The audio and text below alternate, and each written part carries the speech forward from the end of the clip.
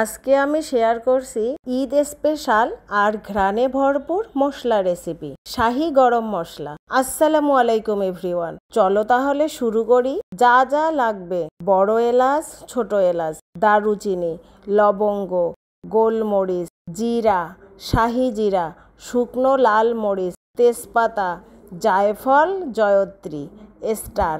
প্রথমে সব মশলা হালকা আঁচে 2 থেকে 3 মিনিট ভেজে নিতে হবে, ঘ্রাণ বের না হওয়া পর্যন্ত। এ সময় খেয়াল রাখতে হবে মশলাগুলো যেন পুড়ে না যায়। এরপর ঠান্ডা হলে ব্লেন্ডারে বা মিক্সারে ভালোভাবে গুঁড়ো করে নিতে হবে। একদম মিহি গুঁড়ো হলে একটা এয়ারটাইট বয়ামে ভরে রাখতে হবে। এই শাহি গরম মশলা তুমি বিরিয়ানি, কোরমা, রেজালা, পোলাও, রোস্ট কিংবা যে কোনো স্পেশাল রেসিপিতে ব্যবহার করতে পারো।